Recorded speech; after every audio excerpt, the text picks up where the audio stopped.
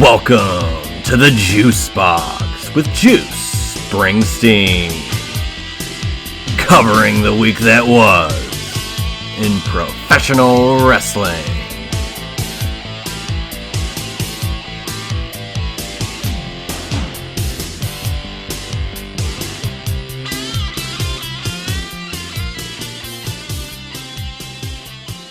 And hello, everybody. Welcome to this very special Elimination Chamber prediction show right here on the Juice Box. And it's even more special than usual because not only do we have the one, the only Josh Isenberg here alongside yours truly for this Elimination Chamber prediction show, but we have the winner of the Pool Party Gaming Royal Rumble Pool, sponsored by the Juice Box, the Tribal Chief, otherwise known as Jared. Welcome to the Juice Box, man. You got your shirt. You got your spot on the pod. Congratulations, brother. Thank you very much. And first, I must say to everyone out there listening, raise your fingers up and acknowledge me. It's in the air for you. No, thanks. So it happened, a friend of a friend, I guess to say.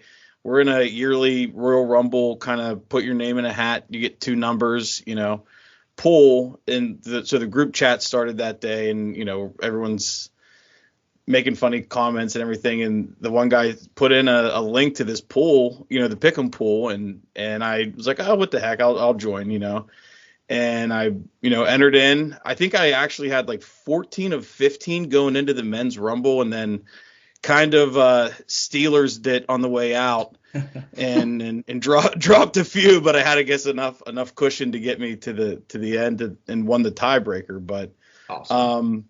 It was, I'm glad to be here. My buddy said this is the most Jared prize you could ever win, is to go on a podcast, and a wrestling podcast at that. So glad to be here. Thanks for having me. Absolutely, man. That's a great story, because I was going to say, like, how'd you find out about it? And it's great that it was a friend of a friend. You kind of, lucked into coming in, and you were slaying it. Like you said, you had so many questions right going into the final stages of the Rumble. And yeah, it got real dicey at the end, but lo and behold, the tiebreaker is what separated it. You got the opportunity to be on the pod, which, the lesser of two prizes. But what shirt did you end up choosing from WWE Shop? The world is dying to know. Well, the big mystery. Actually, I got a size 3T. That's how how big I am, is 3T. No, wow.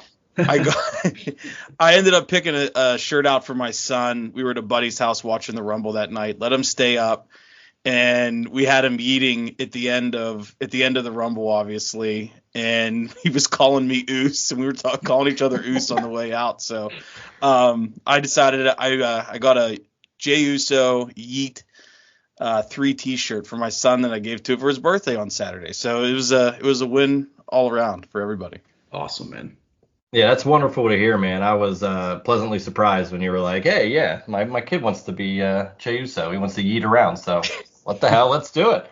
Yep. One more question here before we dive into the chamber.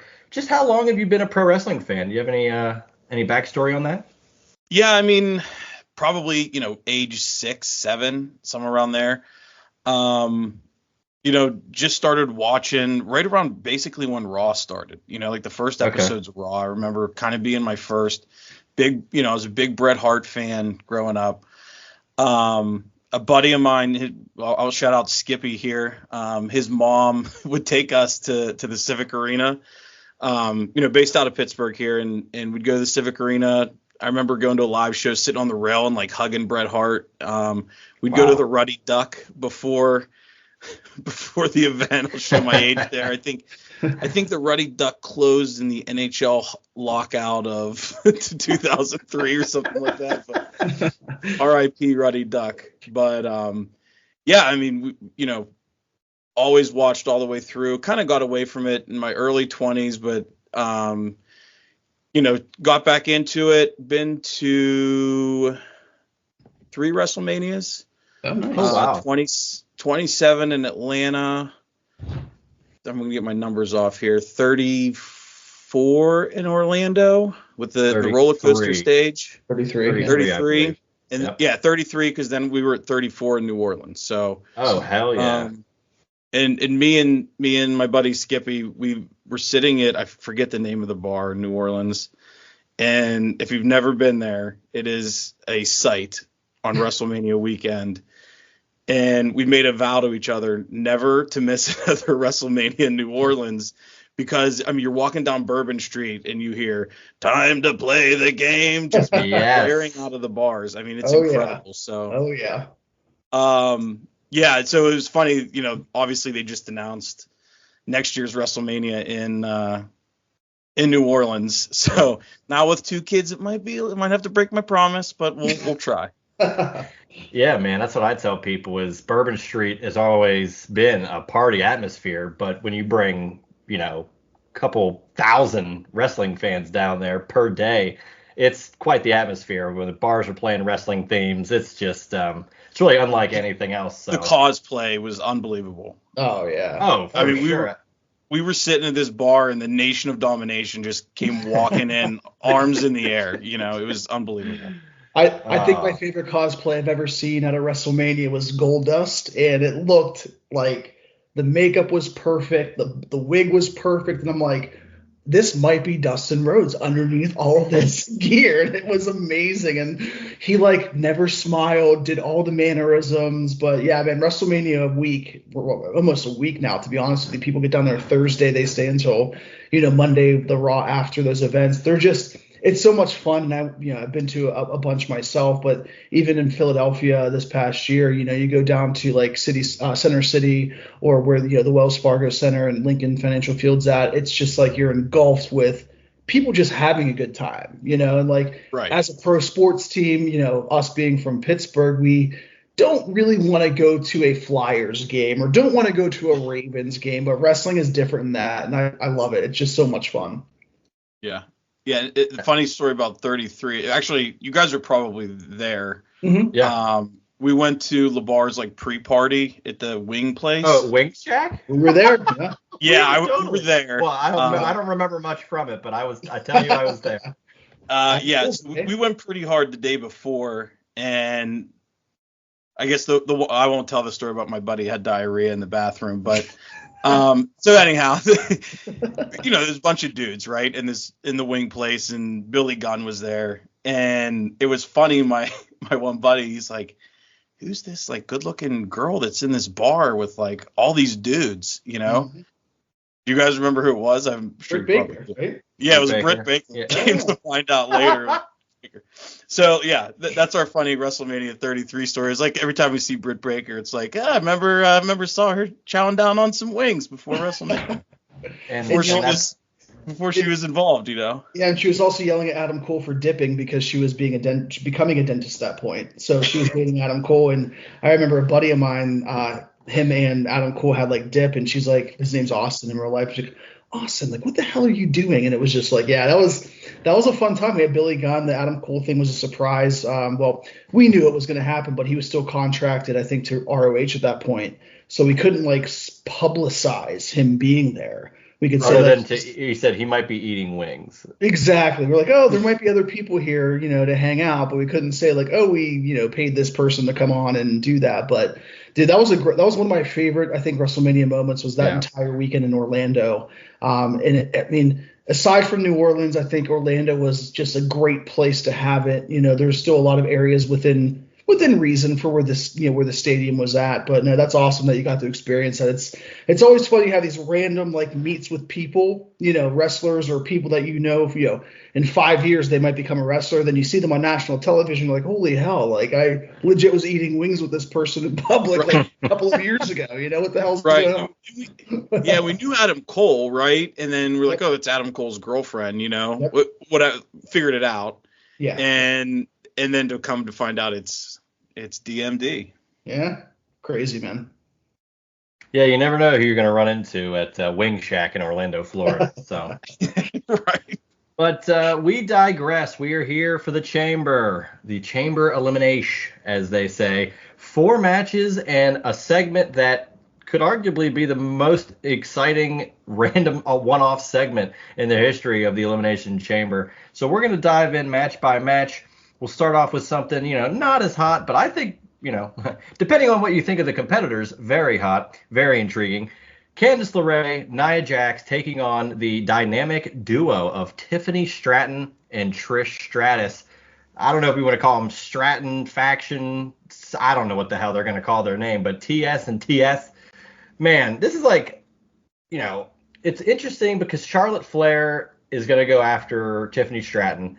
Yet Tiffany has this little, side quest teaming with a legend, a Toronto legend at that, taking on Nia and Candice LeRae. Josh, I'll go to you first. Just thoughts on, not defending the title. You got a huge matchup ahead. Does this kind of throw off her mental capacity, Tiffany Stratton, that is, leading into a Mania match with Charlotte Flair? I don't really think so. I think this is a really good match for the Toronto crowd to see one of their favorites of all time, Trish Stratus, return. And I think Trish Stratus, even her last run when the Thank You Trish thing really evolved, she had some really good matches. And at that time, everybody thought like Zoe Stark was going to get that massive rub off of her because she was partnering herself with a legend, and Zoe turned and it just didn't really click. But Stratton is in another stratosphere because she is the champion. She has been on the main roster for less than a year, and or maybe just over a year, but it gets to a point now where Stratton is at this level where she is next in line to be the next big star.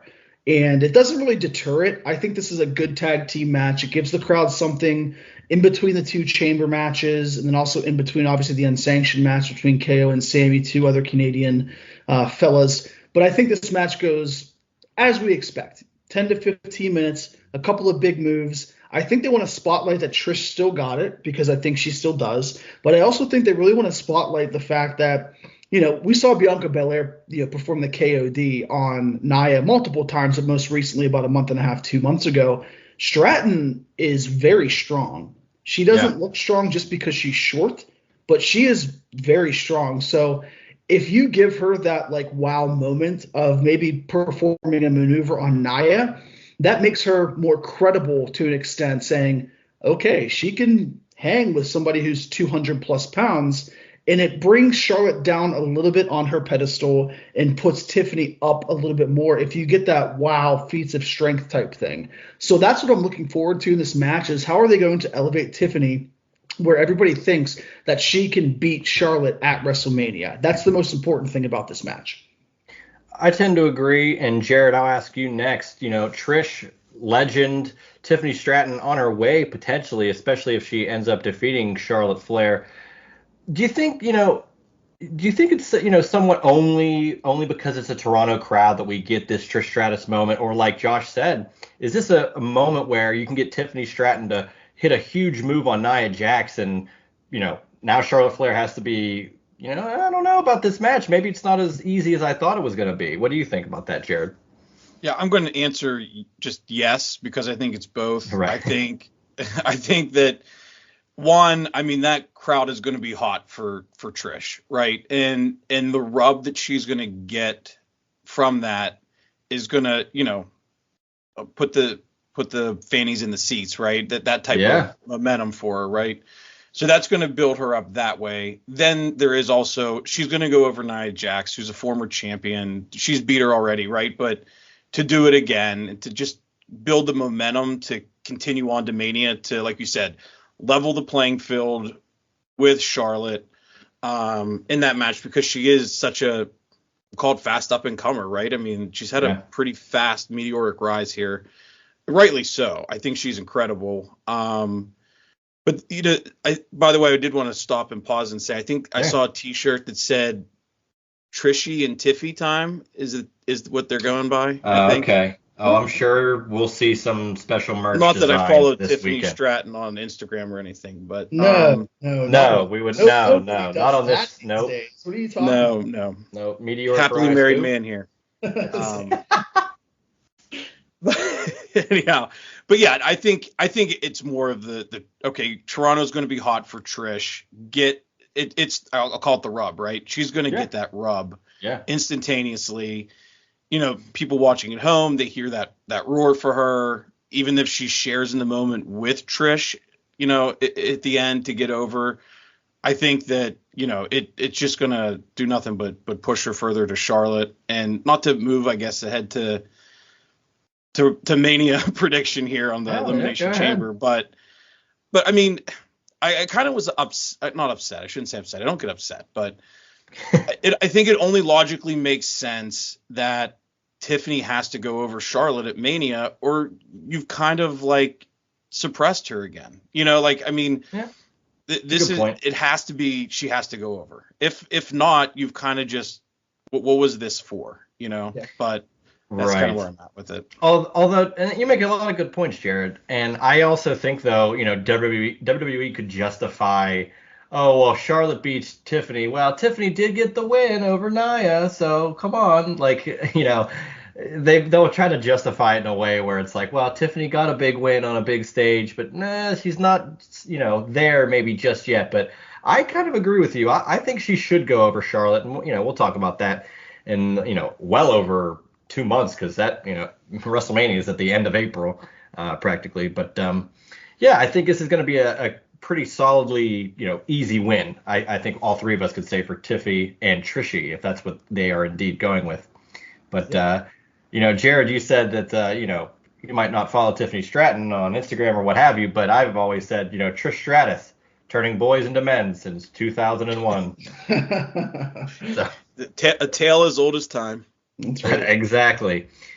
Let's go into another tale as old as time, and it is Sami Zayn, Kevin Owens, unsanctioned match. Man, these guys have a history. They've said multiple times, we are destined to do this forever. From their days in Ring of Honor to just any random independent show, all the way through the beginnings of NXT. All the way until they not only had a one-on-one match at WrestleMania, but they also main evented and won the tag titles at WrestleMania together. So they've done damn near everything, but this is a first for them under the WWE banner. No rules, no sanctions. It's not uncensored, however, for WCW fans out there, but KO and Sami Zayn, a story that has been built, and they really don't need to tell anything else about it, but in their home country, dare I say, this is more important to both these guys than maybe not the tag title match at WrestleMania, but definitely over their one-on-one match at WrestleMania, because no stakes are almost bigger here in their home country. So, Jared, are you a fan of Sami Zayn and KO? Do you find it interesting how, even if Sami never goes to a heel character ever, KO can kind of be here or there? But at the end of the day, him and Sami are always going to be intertwined, whether they're against each other or together. Yeah, I think, this is a Mania match, right? And sure, it's kind of a premature Mania match. Again, going back to Toronto, and this will probably steal the show. Maybe not with the other storylines that will play out, but I mean, this is the Super Bowl for them. And I think, to them, it probably means more to be in Toronto than to have it on a Mania stage. Just doing it in front of the home crowd. Think about when Sami and Roman, 2 years ago had their chamber match in Montreal, I believe. Yeah. And how hot that was, right? And everyone was like, well, Sami was running hot. He was running Kofi hot, right? Going into after the Rumble.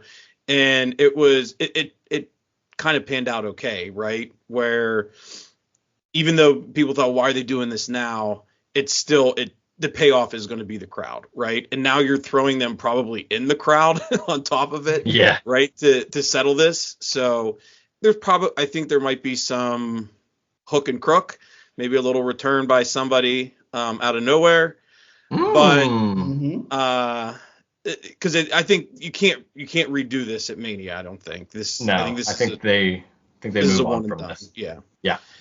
But who wins the match? If I got to pick, it probably gives Sami more benefit to win. So I'll lean Sami to win with that, out of nowhere surprise possibly that could cost it. But I think, this is the place for it. I'm not down on, they didn't say this for Mania. Right. But yeah, I think this is going to be hot, real hot.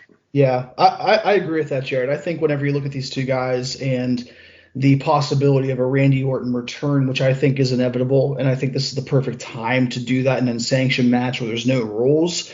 My only question is, after this, whether Sammy or Kevin wins, and if I had to predict, and go to Pool Party Gaming to make your predictions for the Elimination Chamber. That's right. I'm going to pick Sammy to win thanks to a Randy Orton, coming out. But then my question is, with these three individuals, where do you lead to WrestleMania? Because you're not going to not get a Randy Orton match against Kevin, because that's been a storyline of him taking out Randy, almost 3 months ago now, 2.5, 3 months ago. But where does that leave Sammy if Sammy picks up the victory? So do they put all three guys in a ring? I'm not sure how they have all three guys involved in a storyline and also in a match at WrestleMania. So that's kind of where I'm like, okay, I get why they're putting these two guys at Elimination Chamber together, because they have the story, they have the crowd, they have the family, everything that you want in a premium live event. I just am interested to see if Sammy wins, who does he go after, or who goes after him after this. I just don't know, because you can easily say if Randy costs Kevin the match at Elimination Chamber, well, boom, there you go, nice and easy. Randy's coming back from the guy that took him out, but then you have Sammy kind of floating around. And I feel Sammy, after Elimination Chamber and WrestleMania 39, last year, obviously, he won the IC title, lost it a few months later at SummerSlam to Braun Breaker, has still been hot, right? He's still been over with the crowd. He still has that connection. But at the same time, I think to myself, he's always kind of that wild card where you can plug and play him anywhere, similar to like an AJ Styles, right? He could be gone for 3 or 4 months, but be in a upper mid-card feud, similar to what they do with AJ Styles. I just don't know where they go with Sami Zayn for WrestleMania, and he's too damn good to be off that WrestleMania card. But I'd agree with you, though. I think out of nowhere, there's a Randy Orton return. Sammy picks up the victory. It leads to Kevin and Randy. I'm just, going to throw this question to you, Juice. What do you do with Sammy after this, though? And that's, maybe not the most intriguing question of this particular PLE. We'll talk about that in a moment. But, yeah, and quickly on the match, I would have questioned, well, when is Randy Orton going to come out? Is he going to cost KO the match, or will he, will KO win the match, beat down Sammy, and get the save? But with an unsanctioned match, I don't see why you couldn't just have Orton be the guy to cost KO the match. That being said, I do, back to Jared's point of them, it's home country, all these things. I don't know if they want to have the interference necessarily in the match. I think they'd almost rather go out on their shields and then have something happen. But in regards to Sammy after this, I've tried to rack my brain on, could he get involved again against a Solo or Jacob? Maybe he teams with Big Jim. They do something in regards to going back with the bloodline thing. Like if Jimmy Uso needs help, I don't know. It's very intriguing. And with 2 nights of WrestleMania, you're right. It's crazy to think he would be left off the card, but I can't immediately think of something.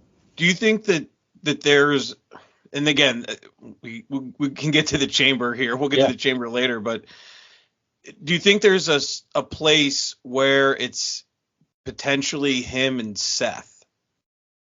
I mean, they have teased that. That's been something that's kind of like an underlying storyline with Seth and really everybody that has helped Roman. So that's a good point. What if Roman costs Seth the chamber, right? Yeah. And somehow Roman finds his way into the championship match or something with Cody Rock, right? He's out doing that. Right. Is he pissed off at Sammy and says, you stuck up for this guy. We should have dealt with him a long time ago, and you let him linger, and now here he is. So, that kind of kicks that off. Not a bad call. Yeah, that's not a bad idea at all, because I think there has been the rumors of like a Seth Punk and Roman. I still think there could be a potential of Roman Rock. I mean, there's a lot of avenues, and that's why this is great. We're 6-7 weeks away or whatever it is to WrestleMania. And all of these big players, like you said, Sammy, Jimmy Uso, hell, Drew McIntyre. There's a lot of big names that were heavily involved in WrestleMania and big moments last year where their path isn't clear to the fan. And Juice, you and I always talk about predictability is good, but whenever you're 6 or 7 weeks away from the biggest, show of the year, it's nice to only know maybe 1 or 2 matches at this point. Exactly. There's so many different, people they had the Saturday night's main event, in between or right before the Rumble, and they have all these little stop gaps.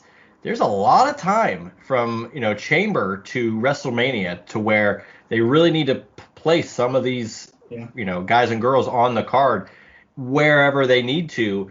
I kind of agree with potentially Sammy and Seth. Now, how we get there, I'm really not willing to put forth a prediction because I feel like it would not be close at all. Sometimes these things just kind of appear out of nowhere, no pun intended with Randy Orton.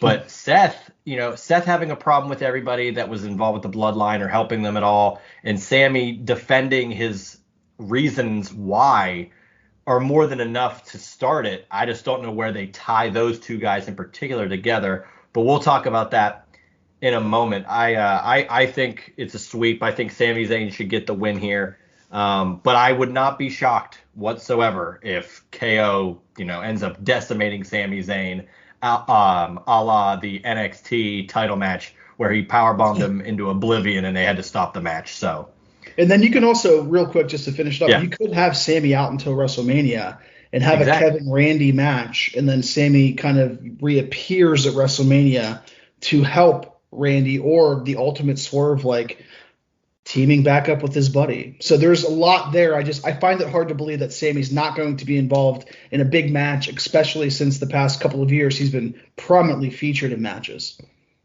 100%. Let's talk about another prominent match.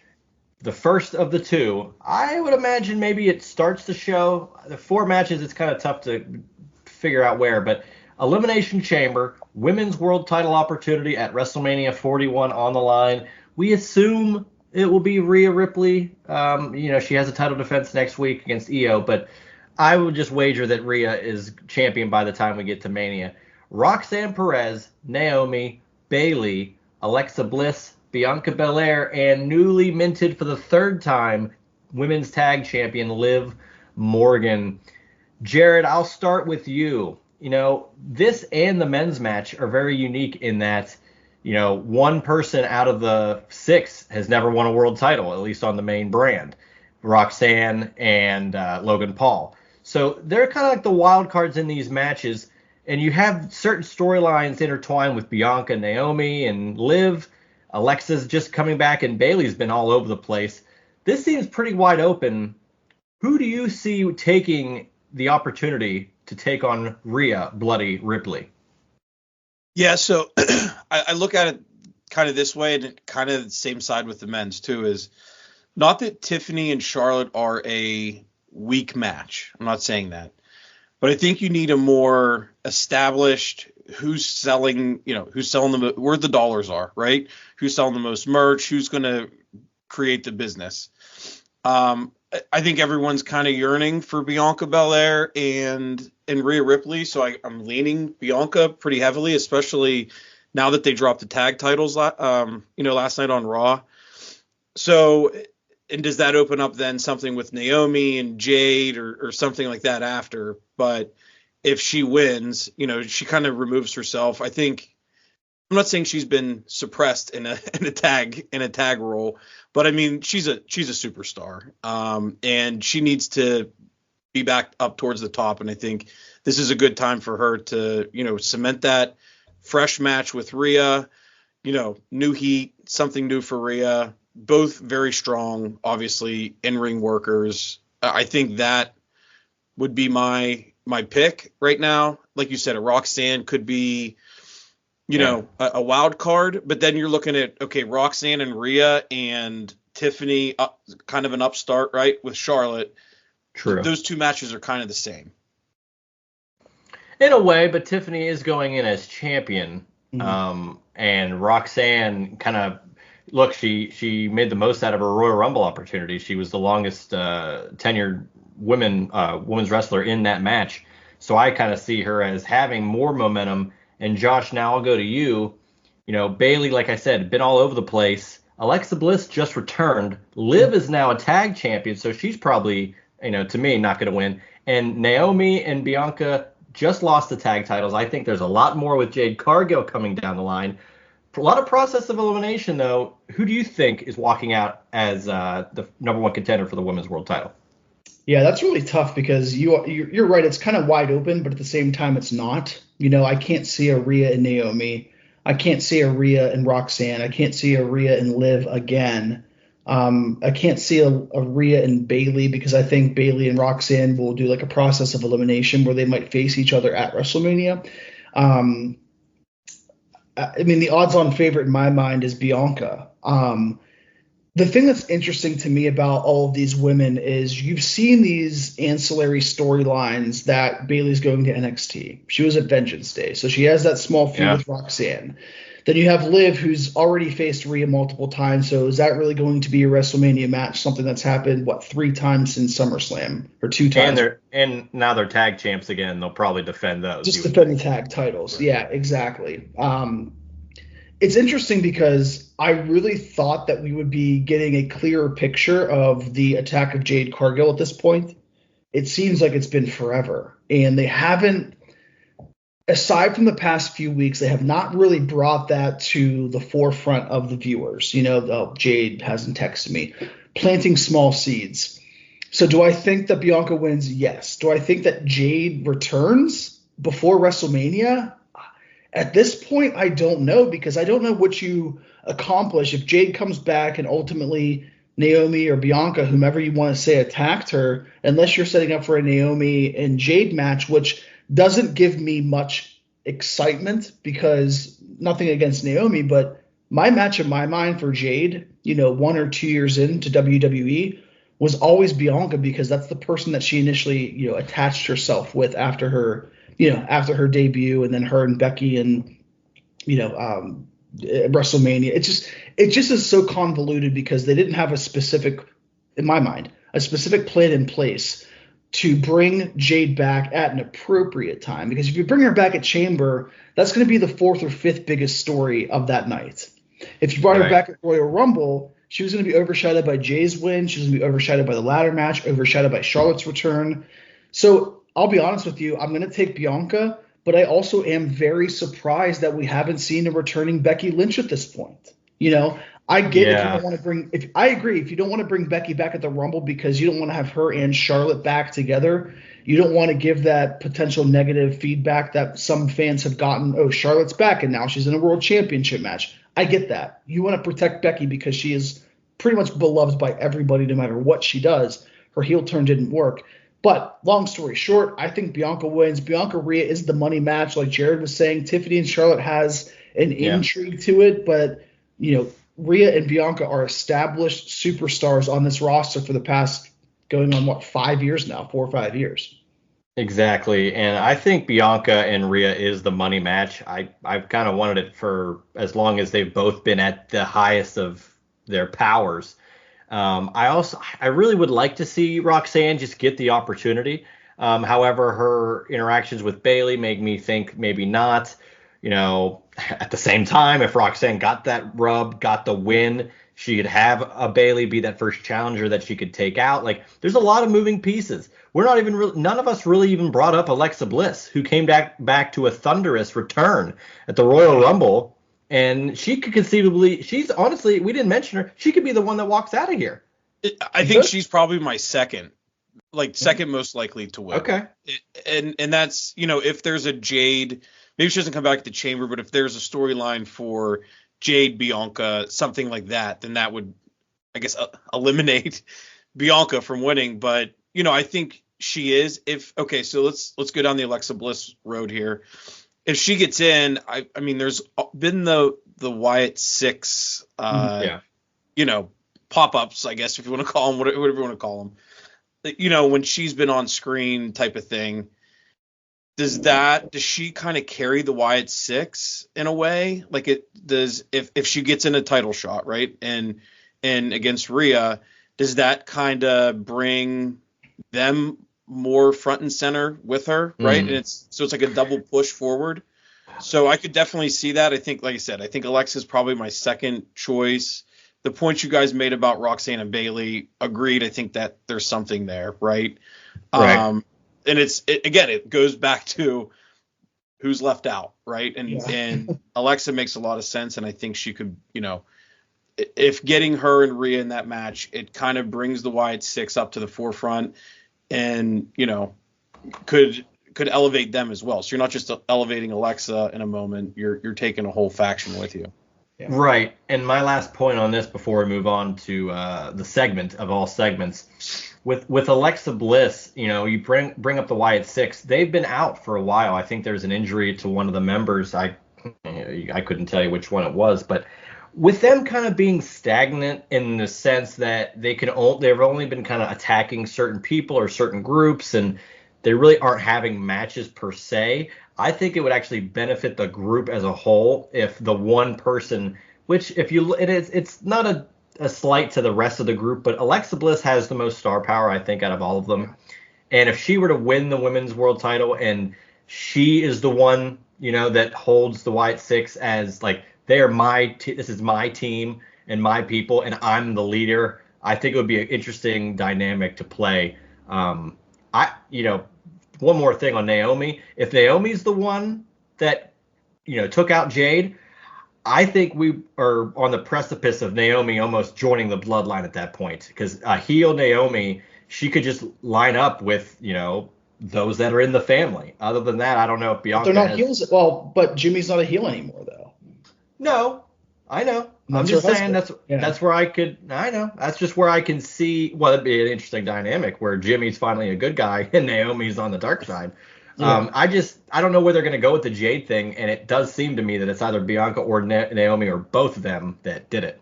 Yeah, and I like the idea of Alexa potentially winning, as Jared was saying about elevating the Wyatt Six, because I do think they need that elevation. The only thing that I think about is, does WWE really want the loudest reaction at the Royal Rumble, who is obviously a crowd favorite, has really always been a crowd favorite, to go up against Rhea, who is massively over? So then you have arguably I kind of like that. Popular women. I mean, it's not a bad idea, but I don't know if they want to have that dynamic.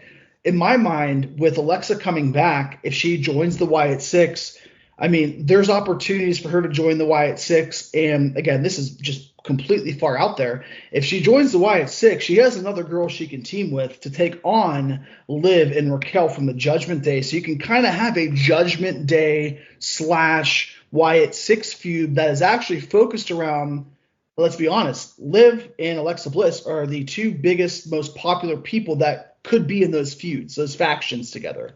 So why not spotlight them at WrestleMania when you have a Carlito, Dom, whoever on the side, you have a, Uncle Howdy, you have, Dexter Lewis and all those on the side. That could be another option for them to implement and make the Wyatt Six more important without actually having the men, if they're not healthy enough, to compete. Who did you say would join Alexa? Well, they have Nikki Cross in the Wyatt Six. Yeah. Oh. Maybe I missed that. Yeah, that's a that makes point. Sense. I'm also thinking, there might be, if Asuka comes back, there's a team. You might have a multi-team match. I like the Wyatt Six team there. I think you could pull that off. Go ahead, Jared, before we go. Yeah, I was just going to say, I think the women's tag is probably going to be, some sort of fatal four, something, right? I mean, gets more people to the show. But yeah, I was just going to say, I mean, that's a very valid point, because you think of the Wyatt Six, and I was kind of waiting, like, when they came back, right? When's the Judgment Day and the Wyatt Six going to have something, right? Because that just feels kind of organic in a way. And that's a very good point, that maybe that's the direction that they could go to. I'll still stick with Bianca as my number one, but Alexa beat too. Yeah, I'm in total agreement. I think Bianca, with Alexa being that second, but I don't know. I'd really like to see Roxanne Perez win, but I just don't know how they'd navigate that into the plans. But we shall see. What we will hopefully also see is a potential early conclusion to this out of nowhere Cody Rock interaction that happened this past week on SmackDown. We're going to bleed this into the main event, which has to be the men's Elimination Chamber match. I don't see any other match concluding. Maybe any other time it would be KO and Sammy unsanctioned, but Cody is going to have to make a decision in regards to The Rock's, question of, hey, I want you to be, my champion. I want your soul. I think you can do so many things as the champion. He says he has respect for Cody now. Meanwhile, and now we're kind of bleeding into the main event. Seth is against Cody, and why would you, team with a guy that we teamed with against last year at WrestleMania? And Cody brings up a good point. Seth, you turned your back on everybody you've been involved with too. So at the end of the day, is it going to be corporate Cody, corporate Punk, corporate Cena, somebody else? Josh, I'll throw it to you, man. What do you see happening with this Rock-Cody interaction? Do we see Roman, and how do you think it affects the main event? Man, that's a greek question because I've been going back and forth on different storylines. It's crazy, man. It only happened a week ago. I know, yeah, a week ago. So it's amazing to think that one promo that got everybody confused and everybody tries to think like, now what happens? I've thought about the fact that maybe Cena could align himself with Rock, right? Like we've never seen a corporate Cena, but that just seems a little far-fetched to me. Even though Cena got into the Elimination Chamber without having to qualify, so maybe he got that favor from The Rock, whatever. I just don't see them like rushing a John Cena heel turn in 5 weeks after Chamber to get to WrestleMania. They could do it. If anybody could do it, it could be John Cena. But I just that seems a little far-fetched to me. If I had to put $1 on it, because I'm not confident in any of the things that I've been thinking about. Well, Jared could put as much as he wants. He got almost everything right last time. Why the hell not? Well, that's as long as it's not the main event, I'll be good. Well, that's where having Jared kind of, be the on deck guy for me, because I'm going to strike out and we're going to need a solo home run here. So, but I think what I want to happen, and I'm not going to say this is happening, but what I would like to see is Cody and Rock in the ring, going back and forth.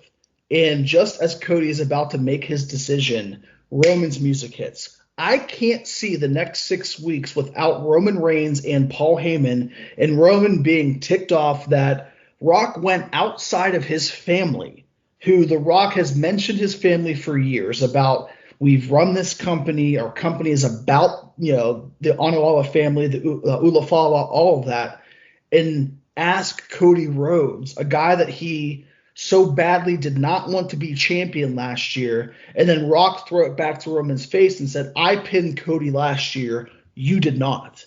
I just still think that there has to be a Roman Rock match at WrestleMania, and I think that that makes the most sense to me. I can't see Punk, I can't see Cody, I can't see Cena realistically being the hired hand, so to say, for The Rock to take out the champion, which would be Cody at this point. So if I had to put my brain on a little bit, I think that's what they should do. Do I think it happens? I have no idea. And that's why I'm going to throw like an 85-mile-per-hour ball right down the middle, and then Jared's going to tell us what the hell's going to happen here, because I have no damn clue. I mean, bravo to creative on this one, because they've had my mind in mind gymnastics since SmackDown on Friday. Yeah, didn't see that one coming. And it kind of just, everything I thought just jumbled it up. And like you said, Josh, like I've gone down 50 different iterations in my mind of which way's it going to go. I mean, does corporate Cody really make sense? Like, I don't know. He's not, I think of like Seth Rollins when he was, with the Authority back then, right? Like he was kind of cashed in. He was building his own on his own. So he had that backing to kind of elevate him, right? I mean, Cody's there. Like he doesn't need a backing. Does that just kind of suppress him? And then is it, he's a moneymaker. And I know everyone's yearning for a Cody heel turn, but what kind of business impact is that really going to have on you if you turn him heel? I don't know how that right works. Now. You got time for that. Cody's only been around in WWE again in this new run for 3-4 years now. You got plenty of time to turn him heel if you really think that's going to be something. So yeah, I'd wait on that too. Go ahead. Wait till it dries out and then turn him heel, and then it pays off even more, right? I do think something kind of along the lines Josh said, and I'll just say that like maybe this whole corporate Cody thing for now is just a look over here type of moment for them. And it is just about setting up Roman and Rock. And, like you said, before Cody can even say, yes, I accept, or no, Roman interjects. And now it's more a Roman Rock thing. And you forget about that offer that Cody had to deal with, an answer that he probably didn't give a real answer to, right? And maybe that pays off later down the line too. And maybe, it comes back. So I think that it's, like I said, I think it's almost like a swerve in a way to get you thinking about Rock and Cody, and maybe not so much about Roman.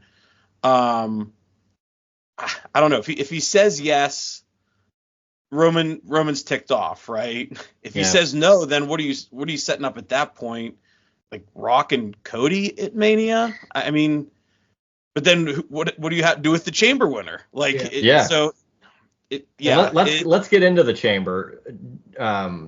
Jared, just initially, straight up, who would you think is gonna win the Chamber, without knowledge of what happens with Cody and The Rock? I know, right? I hear the exasperation. Like, I kind of want to say no one. Like, not saying hook or crook, right? But like, right. It's like there has to be someone else, I guess. I think if Cena wins, right, then Cody Cena might flop. I think they might just no one will get behind. And Cena has his years of build up, right? And he is what he is. But man, they could really turn on him hard. Yeah, they could. If he just interjected himself in and walks into Mania for a title shot,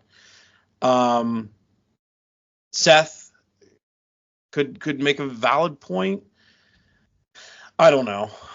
Outside of I think you have to. I said this earlier. It's Cody Rock is the linchpin, and I'll feel a little more confident on where what I'm thinking about. I think Punk Paul makes a lot of sense to sell, so I'm kind of leaning those two out, right? Let's eliminate them. Eliminate those two out. Priest and Cody doesn't really know. Drew and Cody, no. Yeah. So I'm down to Cena and Seth. Cena and Seth, and I can't see Cena. So wow. Let me ask you this real quick, Jared. Just because we know how diehard CM Punk fans are. And he has never been booed the year and change that he's been back. If Punk does not win and Punk gets put into a match, let's say against Logan Paul, can't you see the WrestleMania crowd just crapping all over that because their boy Punk did not get a championship match and he's now facing, although one of the best, I think in my opinion, the best in-ring performance to come from a celebrity world in Logan Paul? Can't you see a backlash with that, maybe more than a backlash of saying Cena injects himself into the championship match or even wins the Chamber? Okay, so do you think that Logan Paul could create enough heat that it doesn't matter, I guess, right? That's a great question. Can he create enough heat that you have to cheer for, like that? Yeah, like CM Punk has to go with Logan Paul. Like, he needs to settle his business with Logan Paul, right? Yeah. That's, I don't know. I think he can. I think Logan Paul is really good at creating heat. And with a guy with that much heat on him, you could put, I don't know, what average guy with him, babyface, I guess, and make him get him over.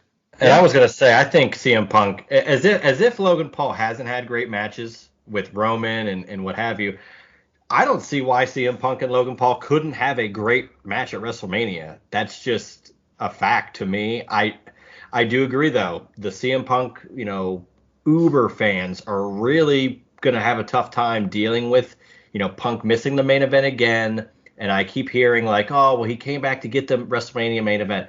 You don't think Punk knows that, as long as I bide my time, it's going to happen. Like, they know I'm selling merch. They know it's working. I'm being professional.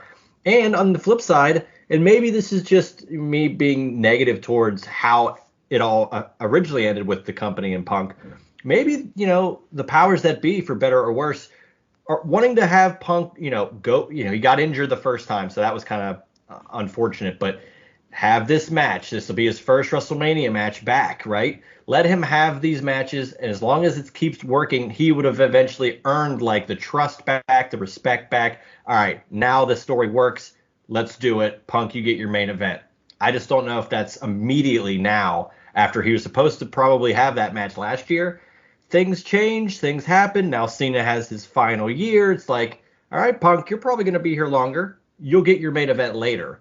And again, the Uber fans of Punk are going to say, here we go again. The Rock inserted himself in Mania 29, and now Cena's inserting himself here. He's going to cost but I would just halt the pitchforks. Punk will get his opportunity. And I think it's almost let him play it, like let him build it, let him pay it off bigger, right? And I kind of think back to after WrestleMania 39, right? And Cody lost to Roman. And I remember just seeing Triple H at the press conference. He's like, we got other plans. And those plans got abrupted, obviously somewhere along the way too. But like, let him build it up. Let him pay it off. I mean, sure. The other thing too is if you go Punk and Cody, then Cena, I guess, Cena Paul? Is that what we're looking at?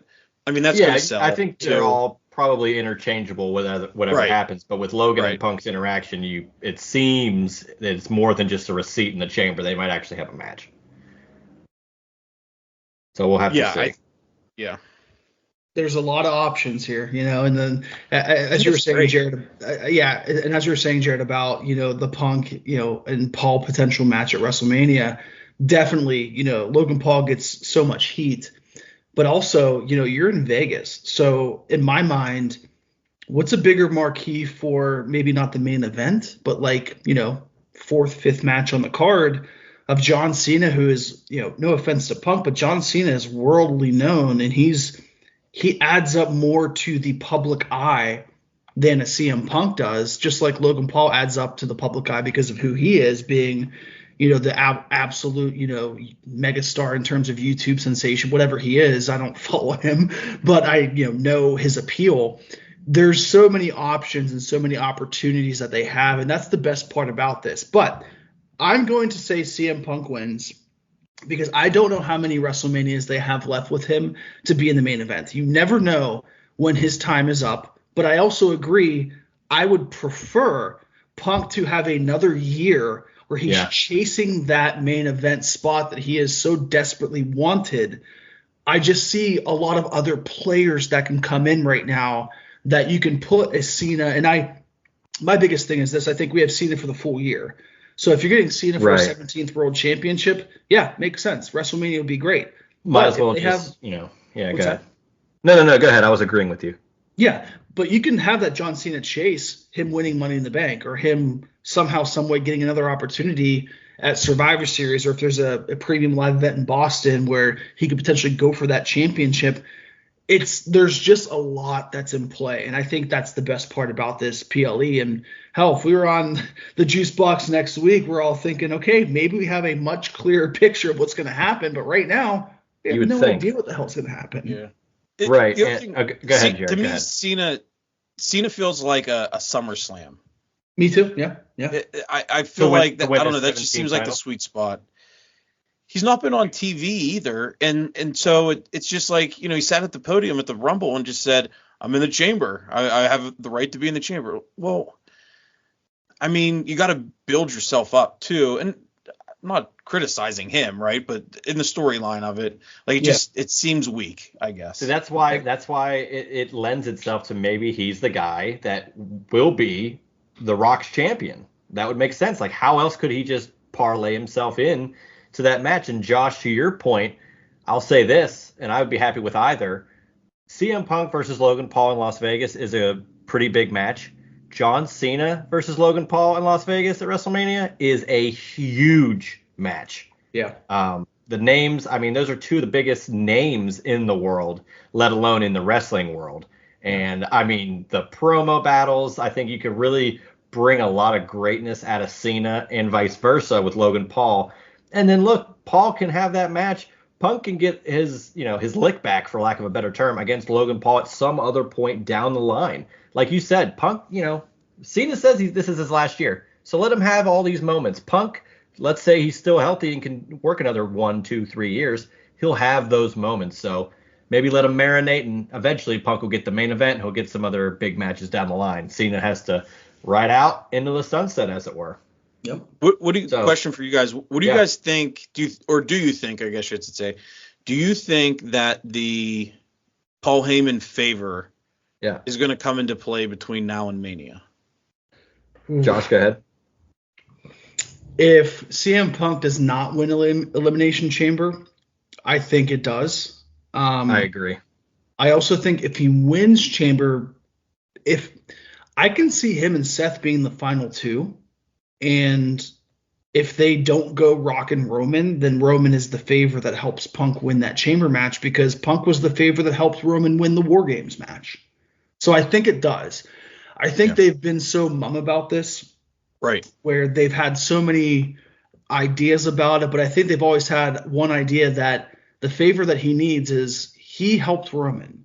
He helped Roman ultimately get back his Ula Fala. So Roman has to help him get his dream of main eventing WrestleMania. Yeah, I tend to agree. They have been really quiet. Same with the Jade thing. They kind of just let them play out, and then all of a sudden they do this Cody Rock thing, and now we're talking about that, and we're not talking about these. Look over here. Yeah, it's a red herring, but it's wonderful because as fans, we know that they know that we're waiting for it, and they're just going to wait until they think it's the most opportune time, because they know, especially in the social media age, fans will say, what about this? You guys talked about this. You can't leave this thread wide open. We need a conclusion to this. So I'm looking forward to it. This has been wonderful. I'm so glad that Jared, it could have been anybody, but, a local guy who definitely knows what he's talking about in regards to wrestling. It's been wonderful having you on. I'm thrilled that you got to win. Congratulations once again on that Royal Rumble pool sponsored by the Juice Box through Pool Party Gaming. We're doing, of course, another round of pool interaction here for Elimination Chamber. All the details will be throughout their social media at Pool Party Gaming, as well as my own page, Josh's page, at Josh Isenberg 4, at Juicy Steen. Before we head out, Jared, who is your ultimate winner for the Chamber match for the men? I'm gonna go Seth. Okay, Josh. I don't know. I just got a feeling. Okay, Josh, go ahead. I'm gonna go Punk. I don't love that prediction, hence why I probably didn't win the Rumble prediction. But I'm gonna go Punk. There's something that makes me feel like they're not gonna wait to pull the trigger on a Punk Cody main event at WrestleMania. I also want to say nothing or no one. Like I think there's gonna be some sort of bamboozle that goes on. I think that happens, but I still think we get a winner. I think some weird stuff is happening. Yeah. But what about you, Juice? I am gonna go with what I want CM Punk to win. I want Punk to go against Cody and I want Punk to be corporate Punk. However, I'm gonna choose John Cena because I think Cena winning his 17th world title, 20 years removed from his first world title at Mania 21. Would be wonderful, and whether he holds it till the end of the year and then decides to retire as champion, whatever. I think the biggest moment should be at WrestleMania. So that's what I. Well, 3 different opinions and 3 different winners on a main event. Well, if I know what Cody's gonna say, I could make a better informed decision, right? Hey, couldn't we all, Jared? Couldn't we all? But appreciate both you, Josh, and Jared hopping in the Juice Box this week. Jared, any final thoughts about the Chamber PLE before we head out? Nothing else really. I just want to thank you guys for having me. This has been a blast. Yeah. And I do have a special someone here who wants to say hello. If you give me a second. Sure. Hey, baby, let me tell you something. This is the American dream here, baby. Now, you got to think that CM Punk's going to face my son who finished the story last year at WrestleMania. You think it's going to be CM Punk? Baby, My son, he's going to dine with the kings and the queens. He was no son of a plumber, okay? He's the Rocks champion, I think so, baby. Thank you very much. Dusty Rose signing out. That's also a mic drop right there. Josh, any final thoughts before we head out on it here for Chamber? How the hell can I follow that up? No final thoughts. Couldn't have said it better myself. For Dusty, for Jared, for Josh Isenberg, I am Juice Springsteen. Hopefully you guys all enjoy Elimination Chamber this weekend in Toronto as we are very, very close to WrestleMania 41 right here. So check it out next week for another edition of The Juice Box. That was The Juice Box with Juice Springsteen. Make sure to subscribe to The Juice Box wherever you listen to podcasts.